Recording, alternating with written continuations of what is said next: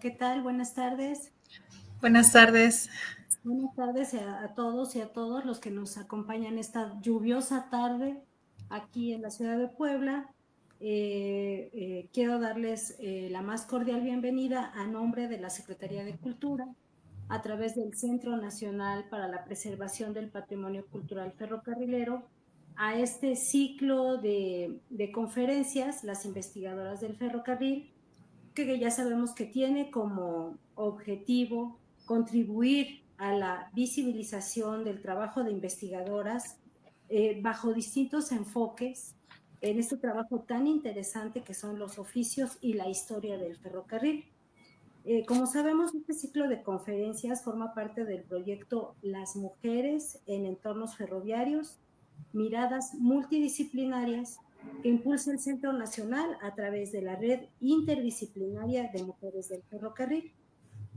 Es muy interesante el trabajo de las mujeres últimamente, sobre todo en estos temas que pudieran decirse nuevos, pero que en realidad son complicados. Y la carga ferroviaria de por sí es muy compleja, y verlo a través de los ojos de una mujer es particularmente interesante.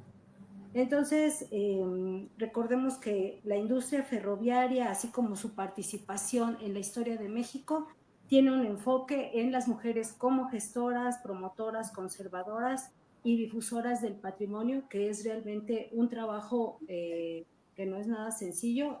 Todos los que trabajamos aquí en este museo lo sabemos.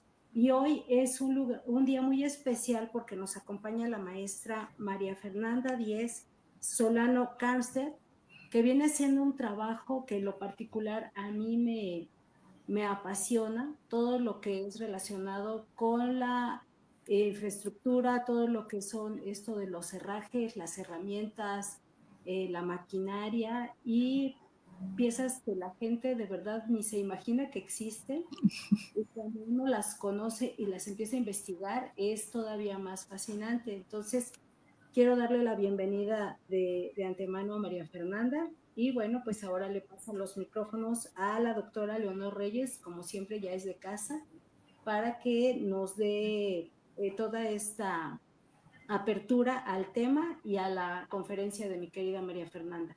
Gracias. Gracias. Hola, buenas tardes a quienes nos acompañan.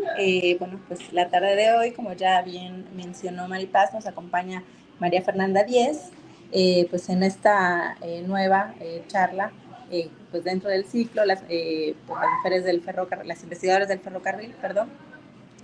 Y bueno, estamos muy contentas de pues poder escuchar la investigación que ella está realizando. Pues como ya saben, este ciclo pues ya tiene pues más de un año que lo hemos venido realizando como una colaboración con el CEDIF.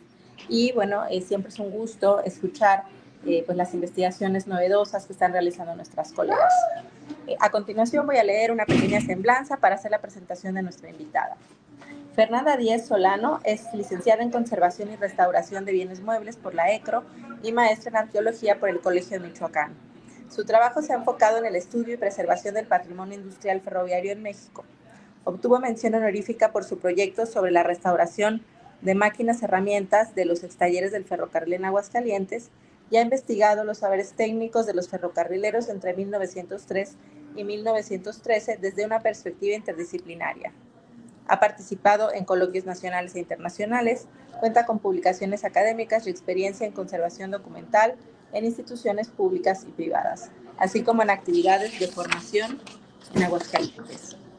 El día de hoy, la maestra María Fernanda Díez Solano compartirá la ponencia Saberes ferrocarrileros en Aguascalientes, fabricación de máquina, herramienta 1903-1913. Sin más, te damos la bienvenida y pues escucharemos atentos pues a tu charla. Muchas gracias. Bueno, muchas gracias, Leo, Maripaz. Gracias por la invitación también por parte de Isabel Bonilla y de Román, del CEDIF, del Museo Nacional de los Ferrocarriles. Empezaré presentando pues este trabajo que fue parte de mi proyecto de investigación de la maestría maestría en arqueología, en particular arqueología industrial. Y pues el título es Saberes Ferrocarrileros de Aguascalientes, fabricación de máquinas, herramientas, en una temporalidad de 10 años, que es de 1903 a 1913.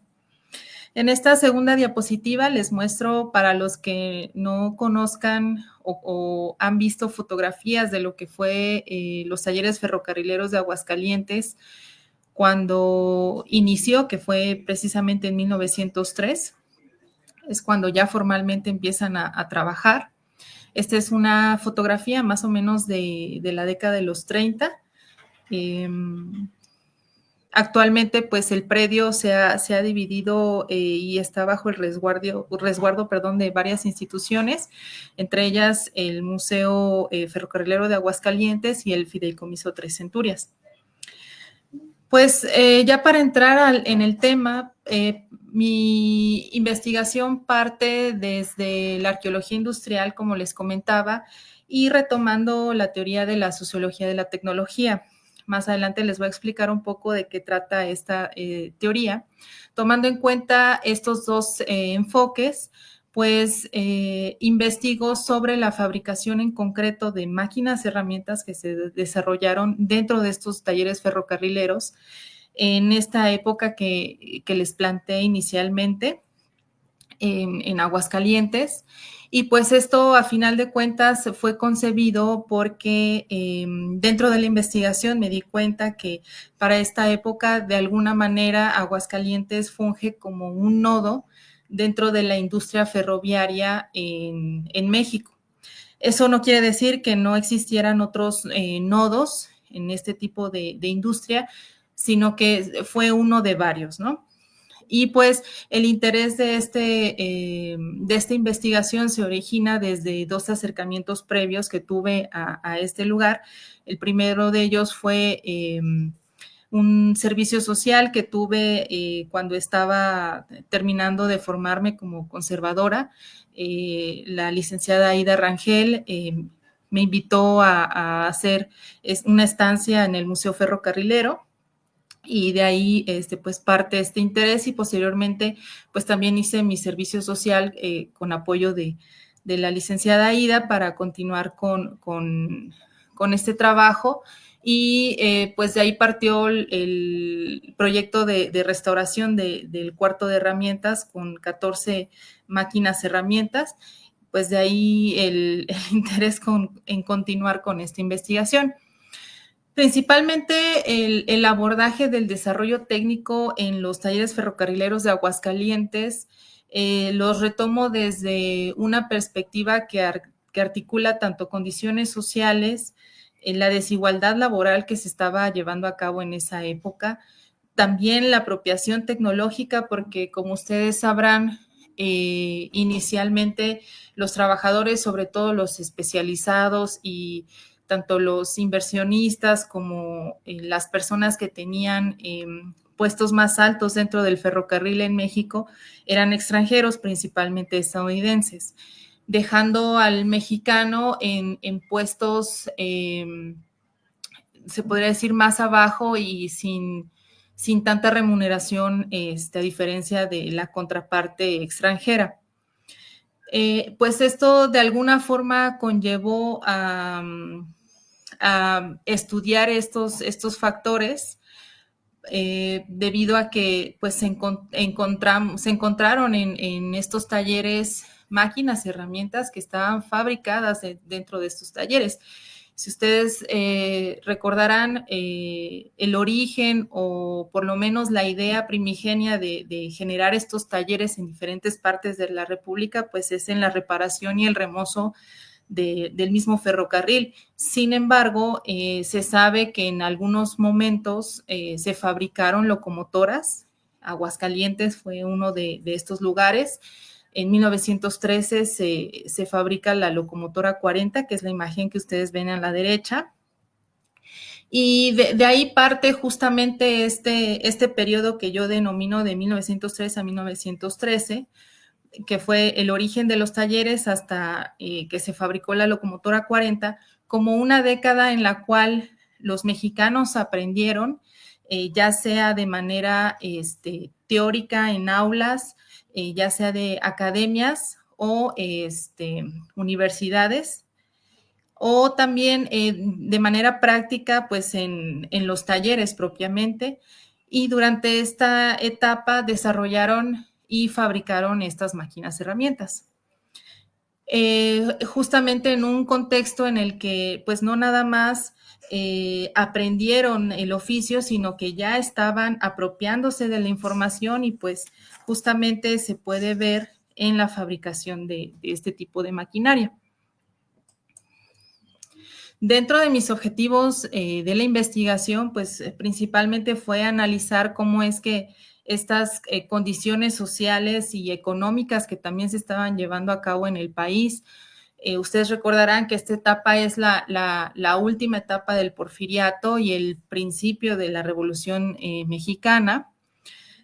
También en 1907 se inicia la nacionalización del ferrocarril, por lo que el país queda endeudado justamente por adquirir las líneas principales del ferrocarril, que eran de inversionistas principalmente estadounidenses.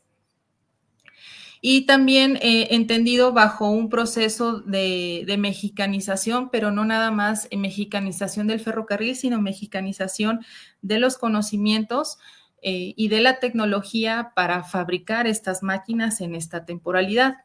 Dentro de mis objetivos secundarios en la investigación, pues fue identificar en particular cuáles fueron estos conocimientos técnicos y saberes que tuvieron que emplear los ferrocarrileros de Aguascalientes para llevar a cabo esta tarea. También cómo influyeron las condiciones sociales y económicas del desarrollo técnico, tanto a nivel nacional como a nivel local, Aguascalientes.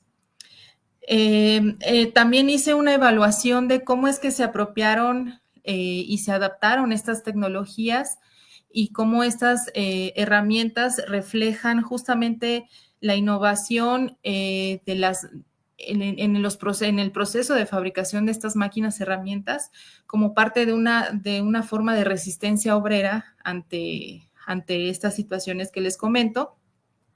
Y desde, pues, ahora sí que mi disciplina, la arqueología histórica, la arqueología industrial, pues tratar de documentar estos restos materiales, las máquinas herramientas como parte de fuentes históricas que nos permiten también estudiar justamente estos fenómenos y no nada más que surja la información a partir de documentación escrita. Por lo que a grandes rasgos les explico la metodología que llevé a cabo. Es decir, que tomo las máquinas herramientas identificadas presuntamente como fabricadas en Aguascalientes, que se identificaron dentro del acervo que se encuentra en el Museo Ferrocarrilero de Aguascalientes, con ayuda de la ingeniera Paloma Castro Jonás, que ella se encuentra en el departamento de inventarios de esta institución. Se tomaron 3 máquinas herramientas presuntamente fabricadas en estos talleres y 3 identificadas como fabricadas en Estados Unidos, justamente para tener esta contrastación de tecnologías entre ambos, entre diferentes sociedades. Y estas máquinas herramientas se les tomó a cada una de ellas 3 muestras, las cuales se analizaron por varias técnicas analíticas, metalografía, difracción de rayos X, fluorescencia de rayos X y microscopía electrónica de barrido. Y al finalizar, pues se hizo justamente esta contrastación para determinar cuáles fueron las técnicas de factura, los materiales utilizados y en base a ello determinar dónde es que estuvo la innovación por parte de estos trabajadores. Por el otro lado, esta información también se fue llenando a partir de fuentes documentales que estuve recabando en 3 diferentes sitios, en el CEPAF de Aguascalientes, en el CEDIF de Puebla y también estuve yendo a la AGN propiamente a ver cuestiones de patentes relacionadas con la fabricación de estas máquinas herramientas. Ustedes se preguntarán específicamente qué son las máquinas herramientas. Las máquinas herramientas son máquinas que fabrican piezas y a partir de estas piezas se pueden fabricar otras máquinas herramientas, a diferencia de otra máquina o de cualquier otro tipo de máquina. Es decir, todas las máquinas herramientas son máquinas, pero no todas las máquinas son máquinas herramientas. La condición es que se puedan autorreproducir ellas mismas, ¿no? Al formar piezas que se necesitan para construirlas. Como les comentaba anteriormente, utilicé esta teoría de la sociología de la tecnología, que es una teoría que principalmente se desarrolló a finales del siglo pasado, finales de la década de los 80, en los 90, en la que prácticamente es una teoría que trata de unir varios elementos de la sociedad que de alguna forma ayudaron a la construcción y al moldeo del desarrollo de la tecnología en un determinado y en un determinado contexto y época en particular. Es decir, que en este caso en particular, pues el hierro con el que se fabricó estas máquinas herramientas, pues funge como un testigo del desarrollo tecnológico que en particular se tuvo en estos talleres ferrocarrileros en Aguascalientes y pues en una escala un poco mayor, pues también en México. Por otro lado, si lo vemos, pues la ciencia al final del día también entra en la cultura, por lo que el enfoque entre la arqueometría, que son estos análisis que les comenté que llevé a cabo con este enfoque de la sociología de la tecnología, pues demuestran que el acero, en este caso el hierro y el acero, puede ser también un ejemplo de dónde se puede obtener información. Pues ahorita les explicaré a grandes rasgos más o menos cómo es que hice la caracterización material. Como les comentaba, se encontraron algunas máquinas, herramientas que presuntamente se habían fabricado dentro de estos talleres. Para ello también llevé a cabo un protocolo de identificación en el que uno sin tener conocimientos sigue este protocolo y puede diferenciar entre qué máquina está construida, sobre todo por fábricas establecidas que generalmente pues fueron extranjeras para esta época, principalmente Estados Unidos, y qué máquinas fueron de una fabricación más artesanal, ¿no? En este caso, ustedes pueden ver en la derecha que hay una placa donde se menciona construido en Aguascalientes. En el mejor de los casos se encuentran placas como estas, pero muchas de ellas, aunque fueron de fabricación artesanal, no presentan esta placa, ¿no? Entonces, a raíz de este protocolo, se lleva a cabo la identificación. Estas son las 6 máquinas que les comentaba. Las de su lado izquierdo, que pueden ver en la pantalla, son las máquinas identificadas como fabricadas en Estados Unidos. Se fabricaron principalmente en 2 ciudades, en Massachusetts y en Ohio. Y las del lado derecho son las que presuntamente están fabricadas en los talleres ferrocarrileros de Aguascalientes.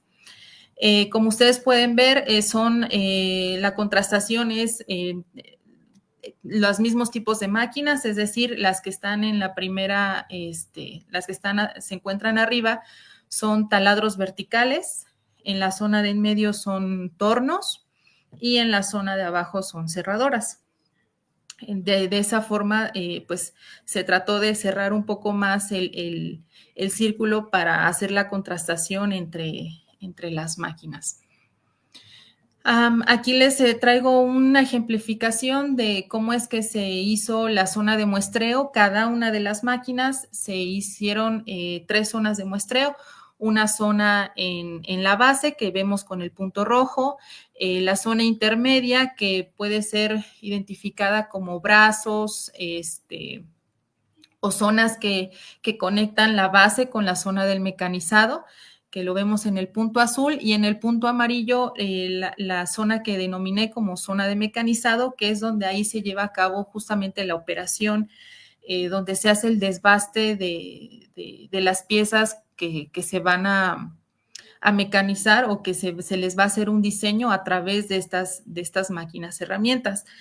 Cabe aclarar que estas máquinas herramientas, su función principal era elaborar piezas que se necesitaban no nada más para darle remozo y reparación a los coches y a los carros del ferrocarril, sino también a los mismos talleres, es decir, que se hacían piezas, por ejemplo, bisagras o algún tipo de elemento para pues darle mantenimiento y en algún momento dado también construcción de alguna parte de los talleres.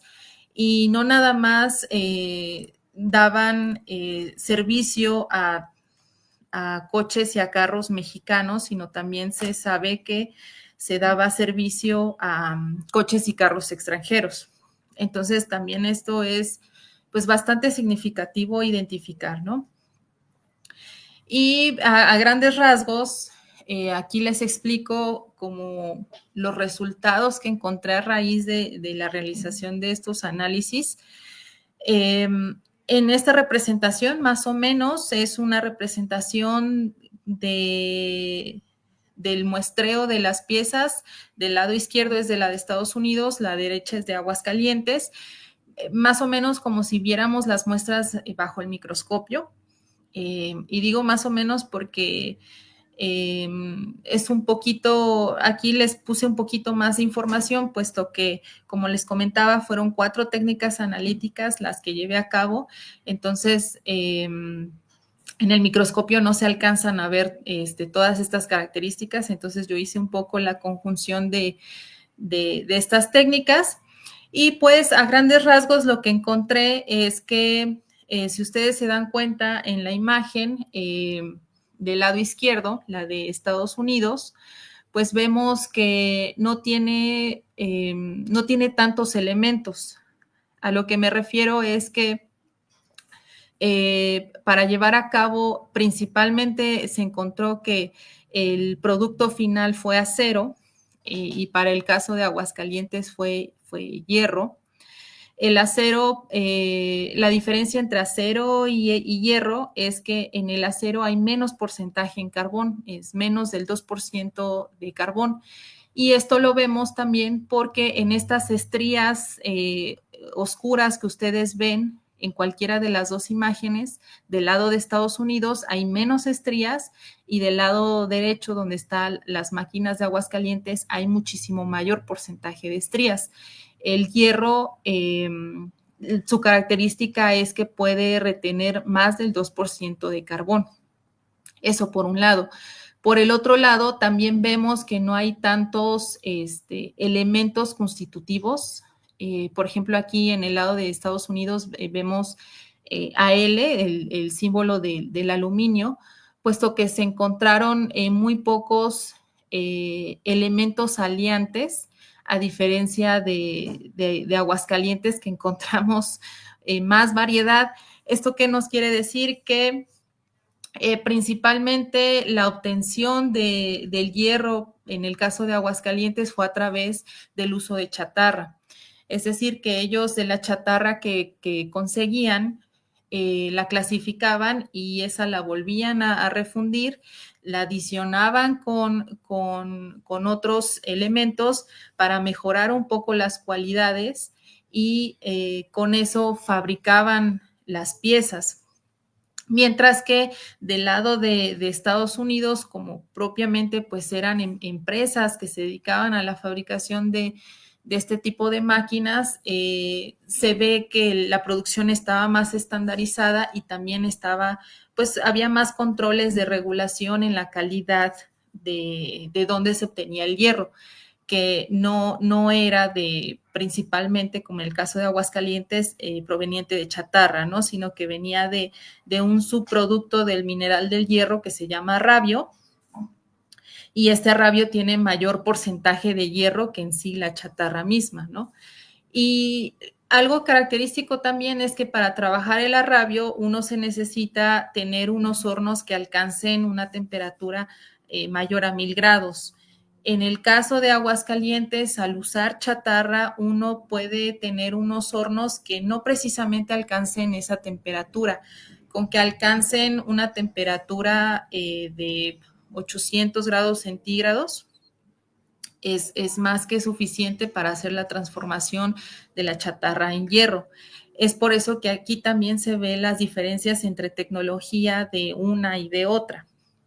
Asimismo, también vemos que dentro de la fabricación de estos materiales hay más porcentaje en hierro, por eso vemos que la base que está de color azul se ve más pulcra del lado izquierdo, a diferencia del lado derecho, que está como, por así decirlo, hecha a partir de varios pedazos, puesto que proviene de chatarra, ¿no? Entonces, a grandes rasgos, eso fue lo que encontramos. Sin embargo, pues esto tiene su significante en que los ferrocarrileros de Aguascalientes pudieron producir estas piezas a partir de los materiales que tenían en ese momento, ¿no? Y por el otro lado, como les comentaba, pues contrasté esta información con la búsqueda documental en los acervos que ya les había comentado anteriormente. Y dentro de esta investigación, pues yo a grandes rasgos lo catalogué en contextualizar a nivel nacional y contextualizar a nivel local, Aguascalientes. Aquí les presento la síntesis de lo que encontré dentro de esta época, en 1900 a 1913 en México. Recordemos que para esta época estamos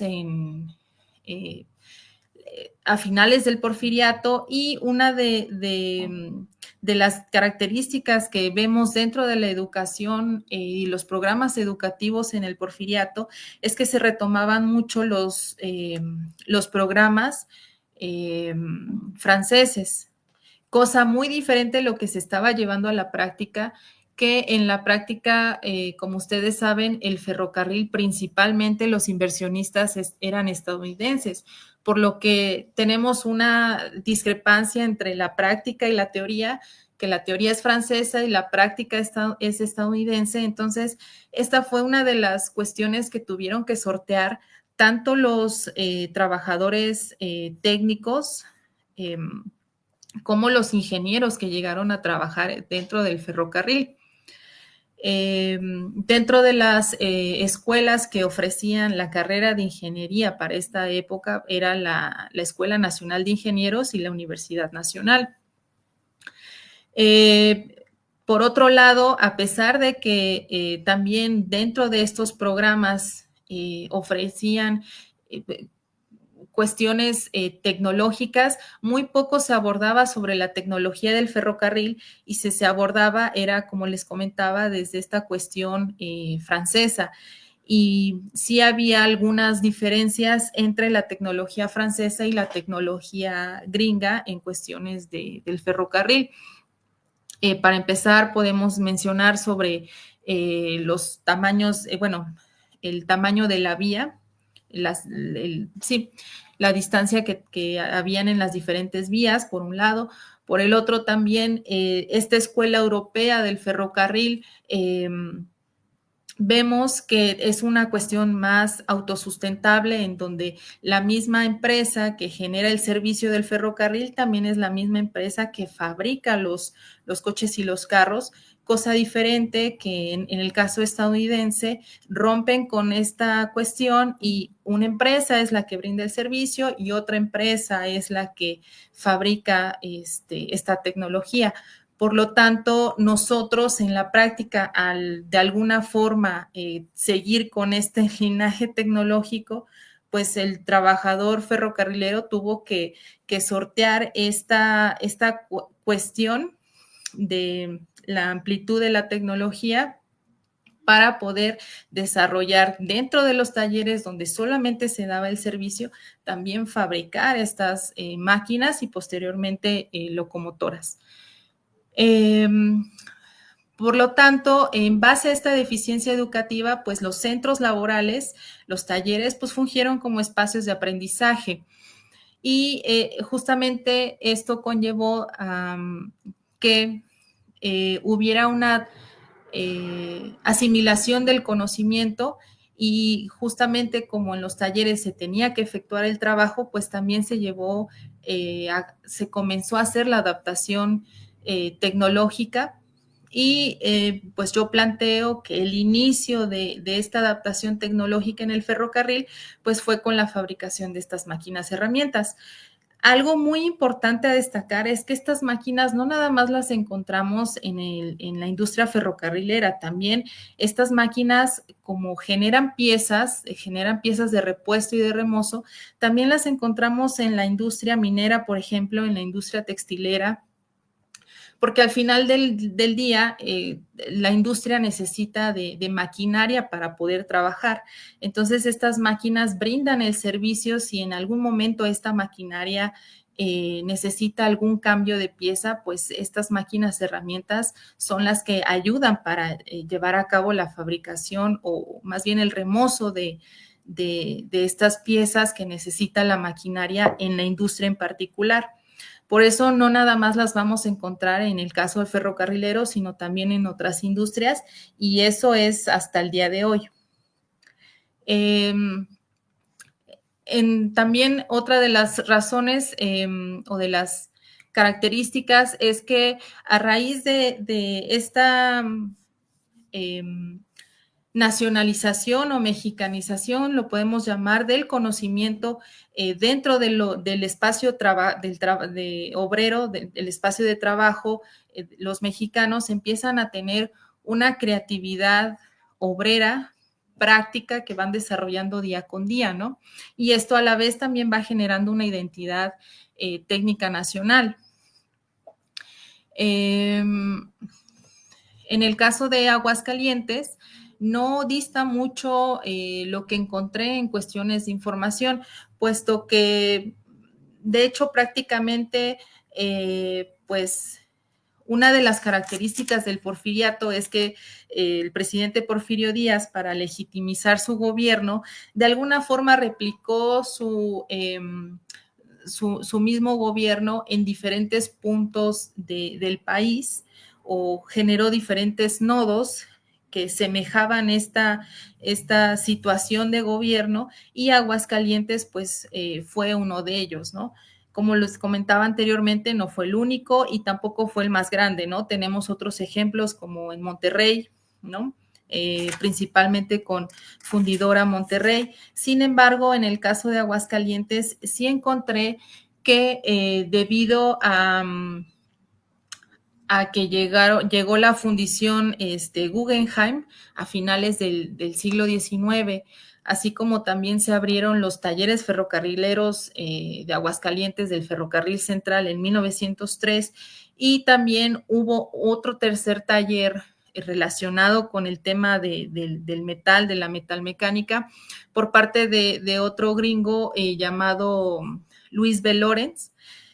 Por lo tal, yo encuentro que tenemos, sobre todo en cuestión de industria, un desarrollo en metalmecánica o en el manejo del metal.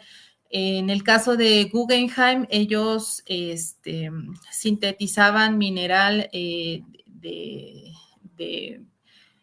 cobre y y de plomo. Y en el caso de los talleres, tanto del ferrocarril de Aguascalientes como el taller de Luis B. Lawrence, se fabricaban piezas de hierro. Sin embargo, más o menos los procesos, aunque el metal sean diferentes, las aleaciones sean diferentes, pues más o menos hay algunas similitudes en algunos procesos. Por lo tanto, yo lo que planteo es que de alguna forma se sabe por medio de documentos y de otras fuentes que en el caso, por ejemplo, de Guggenheim, no les pagaba, hubo una época en la que no les pagaba tiempo a sus trabajadores, cosa que también sucedió con el taller de Luis B. Lorenz. La propuesta que yo hago es que justamente el trabajador en búsqueda de obtener pues su sueldo en el momento en el que debería de obtenerlo, pues se salía de alguno de estas fuentes de trabajo y se iba al ferrocarril. Entonces vemos una circulación de la tecnología en este tema en particular de la metalmecánica.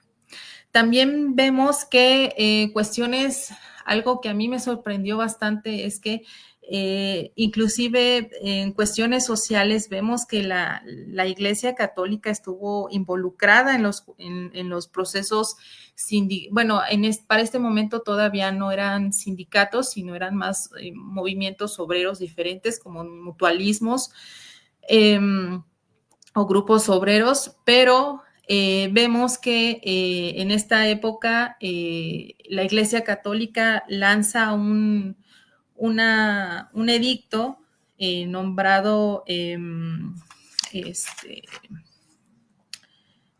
no recuerdo el nombre, pero el punto es que mencionaba que se tenían que todos los puntos, los sectores en donde se identificaban el clero, a las personas que eran católicas, tenían que apoyarlas en cuestiones obreras, sobre todo como en esta cuestión de apoyarlos en saber cuáles son sus derechos y sus obligaciones, pero sin caer en esta cuestión del socialismo.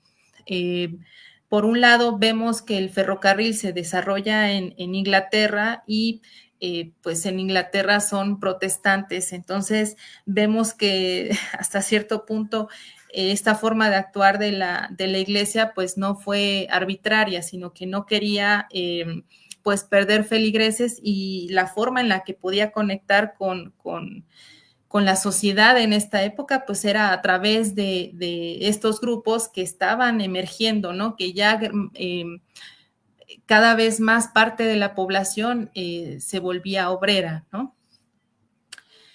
Y pues también vemos que en el caso de la educación, pues vemos programas franceses versus tecnología en la práctica gringa. Y pues conjuntando ambas informaciones, la cuestión documental y la cuestión material por parte de los análisis de las máquinas herramientas, pues yo encuentro que hubieron principalmente 5 grupos obreros principales que llevaron a cabo este trabajo. Los ingenieros que encabezaban la estructura administrativa y técnica, que principalmente eran extranjeros capacitados formalmente en su lugar de origen, principalmente Estados Unidos, los maestros oficiales o también denominados contramaestres, que eran técnicos calificados ya con experiencia práctica. Generalmente al inicio del ferrocarril en México, pues este puesto era ocupado también por extranjeros. También tenemos a los obreros especializados, que aquí poco a poco fueron ganando espacio los mexicanos, puesto que primero empezaban como aprendices generales y después ya se iban especializándose en un taller en particular. Y dentro de ya el último escalafón, por así decirlo, pues eran los peones y los auxiliares, que prácticamente realizaban trabajos no calificados y sobre todo trabajo físico y pesado. Para ya no detenerme mucho aquí, lo que encontré dentro, ya conjuntando tanto la cuestión documental como los análisis, pues me topo con que a grandes rasgos y la mayoría de las piezas, más no todas, se encontró una tecnología de acero en la fabricación de las máquinas herramientas, donde se veían procesos más estandarizados y más cuidados, Y en el caso de Aguascalientes, pues se encontró un hierro colado que, como les comentaba, no necesita tanta temperatura para fabricarse, y pues el proceso no estuvo tan cuidado como el caso estadounidense. Sin embargo, eso no quita que las piezas no hayan sido de calidad. De hecho, ellos desarrollaron la tecnología justamente para las propias necesidades que ellos tenían, y hasta el día de hoy las máquinas siguen estando íntegras, ¿no? Y hasta el día en el que se cerraron los talleres siguieron trabajando las máquinas. Dentro de otra de las características que identifiqué en la fabricación de estas máquinas es, por ejemplo, el moldeo para hacer estas piezas. En el caso de Aguascalientes se hacían contramoldes de madera, que habían modelistas que hacían el diseño primero en madera, y después este contramolde se hacía en arena, y es ahí donde recibía el metal que iba a formar parte, pues, de la pieza. En el caso de Estados Unidos, vemos también que se encuentran estos moldes de arena. Sin embargo, también ya se encontraban algunas estructuras de hierro fundido. Y pues otra de las características, sobre todo visuales, es que vemos que el acabado final de estas piezas es un poco más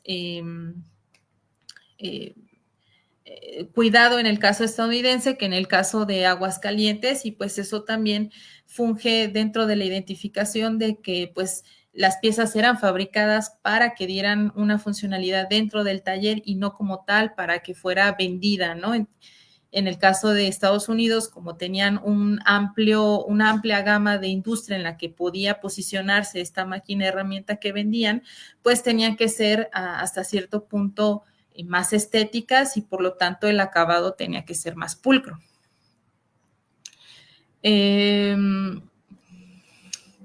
Y pues una de las razones, o más bien una de las respuestas que yo encontré, es que el hecho de que se fabricaran estas máquinas herramientas pues fue parte de, como les comentaba, este nodo estratégico que se convirtió Aguascalientes dentro de la red industrial mexicana, y que formó hasta cierto punto o empezaba de manera incipiente a generar una independencia tecnológica, puesto que, como sabíamos, los ferrocarriles antes eran principalmente de inversionistas estadounidenses. En el caso del de Aguascalientes era de la compañía que venía de Santa Fe, Atkinson Topeka Santa Fe. Pero el desarrollo de Aguascalientes, de alguna forma, con la fabricación de estas máquinas, pues empezó a generar una economía local basada en esta industria metalmecánica que ya les comentaba el origen de por qué se empiezan a especializar en Aguascalientes en este tema.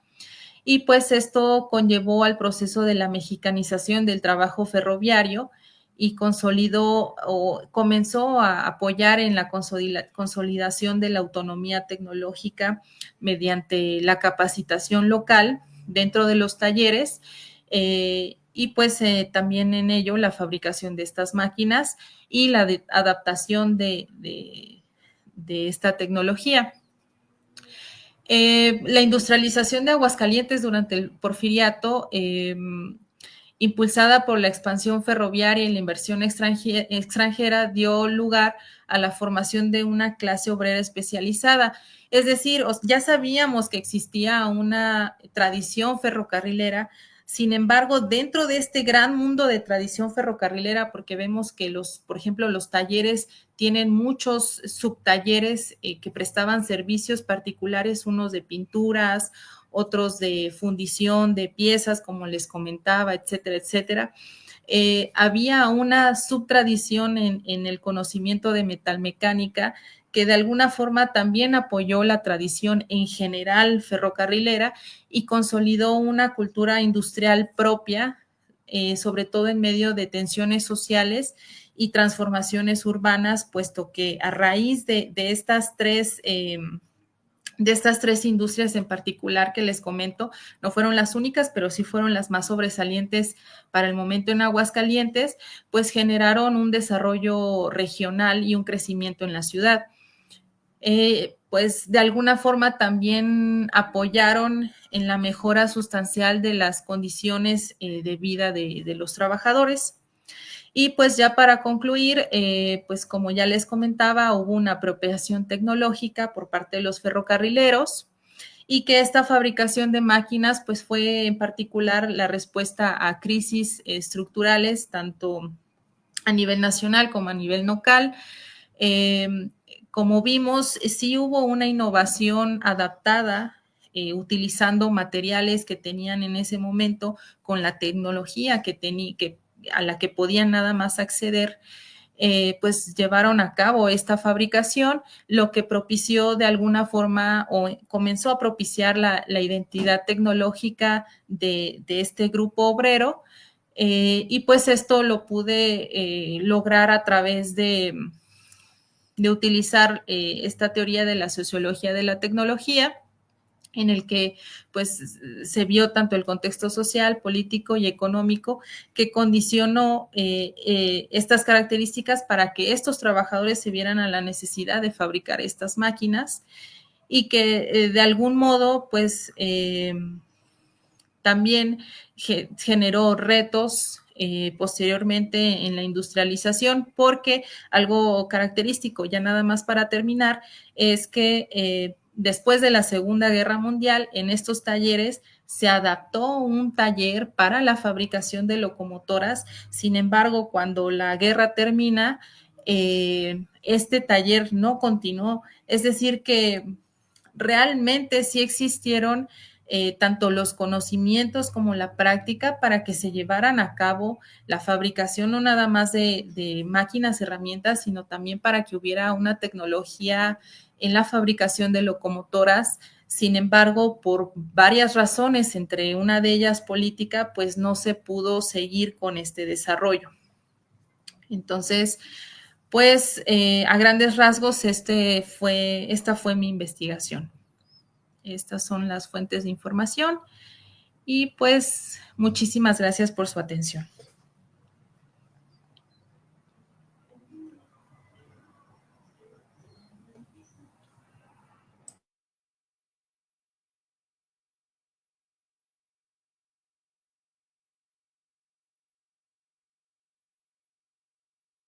Pues creo que ha sido uno de los trabajos más innovadores y diferentes de los que hemos tenido. Todas las investigaciones han sido muy oportunas, pero la tuya creo que va un poco más allá de el trabajo de los ferrocarrileros, me atrevería a decir como artesanos, incluso de sus herramientas, de sus propias herramientas, pero me imagino que tú tendrás otros puntos de vista en cuanto a este comentario que te hago, Marisol.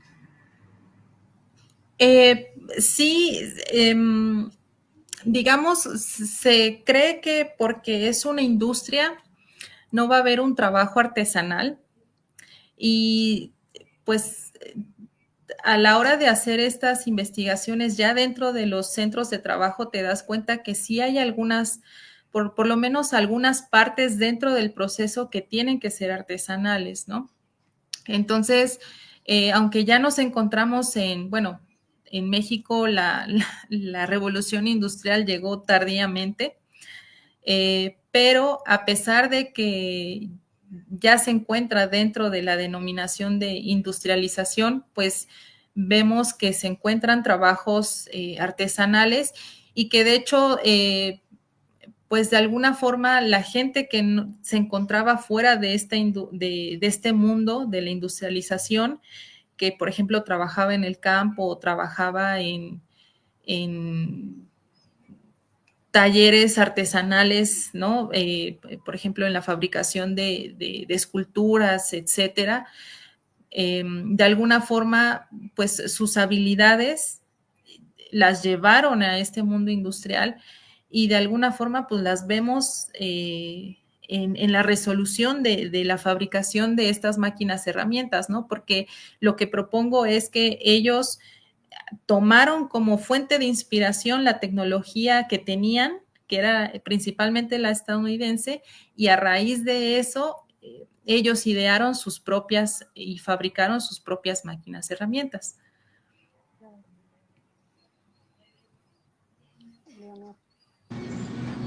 Muchas gracias.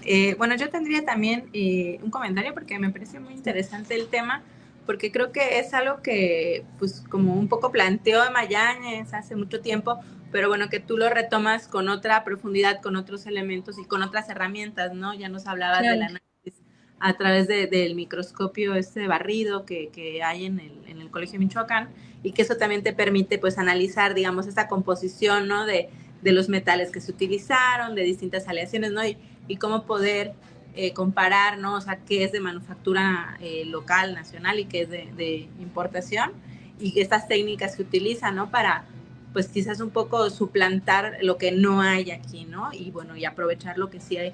Creo que es muy interesante, y sobre todo porque es muy poco trabajado el tema de la apropiación tanto tecnológica como técnica, ¿no? Cuáles fueron las soluciones locales que se da a la construcción o adaptación de una tecnología en general del ferrocarril, o sea, tanto del montaje, ¿no? De las vías como de las herramientas, pues esta tecnología que es de fuera, finalmente, ¿no? Y que muchas cosas son importadas, luego resulta demasiado costoso, ¿no? Sobre todo después de la nacionalización, etcétera, pues seguir comprando esto fuera o pidiendo piezas, ¿no? Entonces, creo que el tema es una propuesta que tú haces que valdría la pena retomar para quienes estén interesados en muchos niveles, porque hay poco. O sea, de hecho, me venía a la mente cuando pusiste algunas imágenes, este librito que reeditaron ahí en el CEDIF de máquinas, como de herramientas, que es creo que del interoceánico, me parece, sí. Y que es como un manualito que tiene un prólogo y que son los dibujos de todas estas herramientas, materiales, clavos, o sea, todo eso que se utilizó para la construcción de ese ferrocarril, y que creo que solo existe para ese caso, ¿no? Me parece que es algo único, y esta propuesta que tú haces pues permite como replantear, bueno, qué material se utilizó, cómo, de dónde venía, cómo se produjo, cómo se reprodujo, cómo se adaptó. Entonces la verdad es que muchas felicidades, creo que es una súper interesante. Sí, bueno, a final del día, lo que también propongo es que, bueno, o sea, mi caso de estudio fue Aguascalientes, pero estoy casi segura que si ponemos un poco más el foco en otros diferentes talleres, porque no fue el único en México, o sea, hubieron varios talleres, de hecho, también para yo poder llenar los huecos de información, tuve que utilizar información de otros talleres, por ejemplo, el de Piedras Negras, un taller en información que encontré sobre un taller de Tlaxcala, sobre otro taller en Hidalgo. Entonces, al final del día, yo no dudo que se haya suscitado una situación parecida en otros talleres ferrocarrileros, y si abrimos todavía un poco más el panorama en otros aspectos de la industria en México en esta época. Por ejemplo, dentro de la investigación encontré que había no recuerdo en qué parte de la zona centro del país, hubo un taller textilero que el mayor inversionista era francés, y que inclusive él promovía, daba bonos a sus trabajadores para que fomentar, o sea, en el sentido de fomentar innovaciones, tanto ya sea dentro del proceso productivo o que mejoraran las máquinas para que de alguna forma beneficiara el proceso productivo. Entonces, vemos que hay muchas, por así decirlo, muchas microhistorias o pequeñas historias que si empezamos a juntarlas, podemos obtener una historia del país, del desarrollo de la tecnología de nuestro país, que hasta cierto punto considero que ha estado un poco pues sesgada, mencionando en que como tal, pues casi no hubo industria. sin embargo, o si hubo, no se desarrolló, pero creo que hay mucho todavía que decir. Si no se desarrolló, ¿por qué no se desarrolló? ¿Qué implica decir eso, no? Entonces, pues ese es como el interés de esta investigación, ¿no?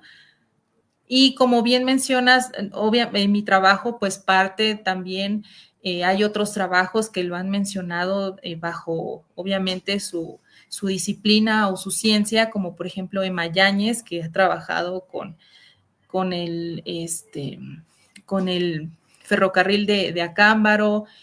También yo parto de otra investigación sobre las patentes mexicanas de 1854 a 1910, me parece.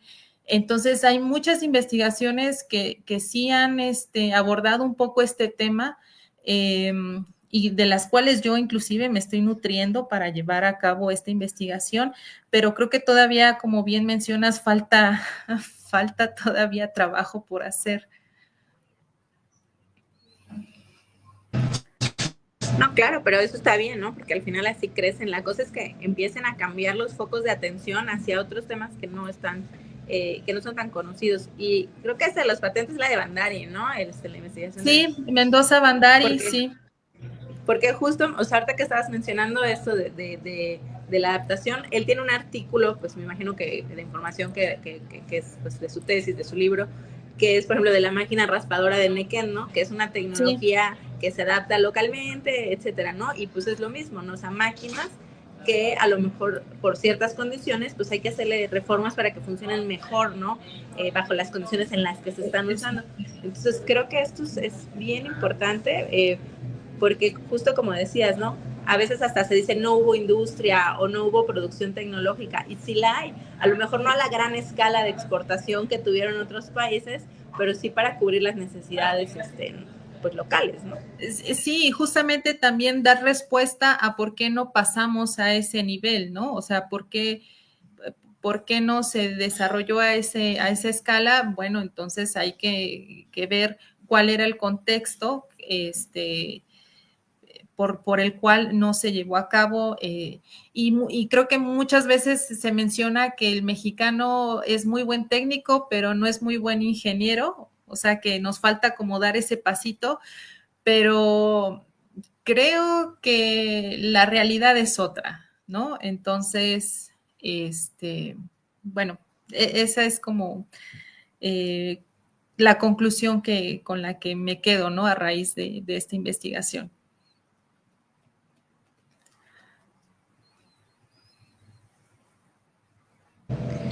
Bueno, si quieres, bueno, te voy a poner en algunos mensajes que han dejado, sí, claro, en las redes, sobre todo saludos.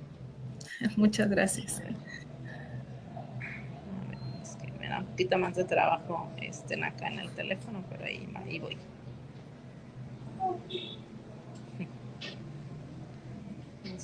A ver, por acá, bueno, saludos de esta asociación civil. Y si hay una preguntita por acá, un comentario más largo, bien. A ver. En Acámbaro se prepararon varios trabajadores como mecánicos y fueron a apoyar los talleres de Aguascalientes y crecieron allá vive mucha gente de Acámbaro por esa razón. Felicidades por la investigación. Muchas gracias. Sí, a final de cuentas, como lo comentaba, Aguascalientes se vuelve un nodo en este tema, y entonces recibe gente pues ya lo vimos, ¿no? Desde extranjeros hasta gente de otras zonas cercanas a Aguascalientes, en este caso, pues Zacatecas, Guanajuato, ¿no? Entonces, sí he sabido que pues mucha gente que trabajó en los ferrocarriles de Aguascalientes no era propiamente de Aguascalientes, ¿no? Sino que tuvo que emigrar para la búsqueda de trabajo, y que a final de cuentas, pues, crearon una tradición y una identidad, que también eso, pues, es bastante significativo, ¿no? Maripaz, no sé si tú tienes algún otro comentario o te compartieron alguna pregunta de las redes del CEDIF. son básicamente las mismas que acabas de decir. Pues la gente está muy interesada, muchas Muchas felicitaciones. gracias. Me parece que Aida Rangeles, a quien nombraste varias veces, también te manda muchos saludos. Muchas gracias. Y Javier Becker Muchos saludos. dice que tenía una tradición, una maestranza en todos estos talleres, que si los puedes denominar como un emblema para Aguascalientes, el que hubiera estos talleres allá. Sí, bueno, a final de cuentas se crea una tradición que se va alimentando de linajes de trabajadores que vemos que los abuelos, los tíos, los hijos, los sobrinos, que van varias generaciones que trabajan en el ferrocarril. De hecho, pues hice algunas entrevistas en las que pues se ve esta situación. Y que al final del día, al ser un linaje, tener varias generaciones de esta tradición, pues sí se vuelve parte de una identidad y de un emblema, en este caso Aguascalientes, que son muy orgullosos, toda la gente que he entrevistado y que he conocido relacionada al ferrocarril, pues está muy orgullosa de su historia. Y justamente también parte de esta investigación, pues es tratar de decir, de dar a explicar a alguien que es ajeno a esta situación por qué es importante mantener esta tradición y generar más centros de información para que conozcan lo que en algún momento se llegó a hacer, ¿no? En estos centros de trabajo, y que pues que no nada más fueron obreros, sino que fueron ferrocarrileros y que se desarrollaron en varios ámbitos de la industria, y una de ellas pues fue en el conocimiento del metal, ¿no? Que esa también es otra denominación. Entonces, pues sí, definitivamente sí es un linaje, un orgullo y un emblema, ¿no? Se vuelve un emblema. Sí, los ferrocarrileros son personas con muchísimo orgullo, con muchísima nostalgia, y siempre que se expresan, o tú les llegas a preguntar algo pequeñito, ellos se van como lienzo porque están muy felices y tienen mucho que decir, mucho que contar, y sobre todo los que trabajaron en los talleres y crearon, porque ellos dicen que dejaron su paso por la historia de los ferrocarriles en México. Sí, a final de cuentas, pues, por ejemplo, la fabricación de estas máquinas, pues es un ejemplo de ello, ¿no? De lo que dejaron, de lo que pudieron en sus mentes primero idear y que después llevaron a cabo. Entonces, pues sí, o sea, definitivamente sí aportaron mucho en la industria, no nada más de Aguascalientes, sino también del país. Entonces, pues sí es importante rescatarlo, y pues este trabajo es nada más desde esta mirada, ¿no? Hay muchas otras miradas en las que se puede abordar esta cuestión ferrocarrilera. Bueno, pues Leo, Fernanda, qué privilegio escucharlas a ambas con este entusiasmo por los ferrocarriles. Quiero darles las gracias de manera muy, muy exhaustiva, y muchas gracias a las personas que nos escucharon. Muchas gracias. En esta ponencia tan interesante. Esperemos que haya una segunda parte, porque creo que nos quedamos con ganas de más. A la orden, a la orden. De investigación. Y bueno, no me queda más que despedirnos y decirles que es un honor trabajar con mujeres como ustedes. Muchas gracias. Muchas gracias a todos, gracias por la invitación. Leo, Maripaz, muchísimas gracias. Aquí estamos. Pues gracias, Fernanda, gracias, Maripaz, pues por compartir hoy con nosotros, y bueno, como siempre, gracias a todo el personal del CEDIF, del museo, ¿no? Que siempre están dispuestos pues a estas colaboraciones que justo enriquecen el conocimiento que tenemos sobre los ferrocarriles en México, ¿no? Entonces, muchísimas gracias a todos, muchísimas gracias, Fernanda, y pues muchas felicidades por ese trabajo, y ojalá que siga dando frutos. Muchas gracias a todos. Saludos, que estén muy bien. Hasta luego. Bye. Bye.